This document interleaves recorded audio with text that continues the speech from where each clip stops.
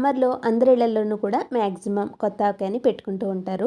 ప్రాంతాన్ని బట్టి దీన్ని ఒక్కొక్కళ్ళు ఒక్కొక్క రకంగా పెట్టుకుంటూ ఉంటారు. నేనైతే ఈరోజు వీడియోలో ఆంధ్ర స్టైల్లో ఆవకాయని ఎలా పెట్టుకోవాలనేది చూపించబోతున్నాను. నేనైతే ఇక్కడ 20 కాయలతోటి ఆవకాయని ఎలా పెట్టాలో చూపిస్తున్నాను.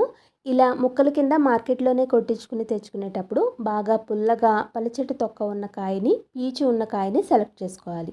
అది కూడా బాగా పెద్ద సైజు కాయని కాకుండా మీడియం సైజు కాయని సెలెక్ట్ చేసుకుని నీళ్లతోటి బాగా కడుక్కుని పొడి క్లాత్తో తుడుచుకుని తడి అనేది లేకుండా ముక్కల్ని కట్ చేయించుకుని తెచ్చుకోవాలి. ఇంటికి తీసుకొచ్చిన తర్వాత వీటి లోపల ఉండే జీడిని ఇంకా పెచ్చు పైన ఉండే పొర లాంటి దాన్ని కూడా తీసేసుకుని ఇలా పొడి క్లాత్తో తుడుచుకుని శుభ్రం చేసుకోవాలి. దీంట్లో మనకి విరిగిన ముక్కలు కానీ పెచ్చు లేని ముక్కలు కానీ ఏమైనా వస్తే వాటిని ఆవకాయలో వాడకుండా పక్కకు పెట్టేసుకోవాలి. మంచిగా ఉన్న ముక్కల్ని మాత్రం ఆవకాయలో వాడుకోవాలి. ఇలా మొత్తం అన్నీ శుభ్రం చేసుకున్న తర్వాత ఆవకాయకి కావాల్సిన కారాలన్నీ కూడా రెడీ చేసుకోవాలి.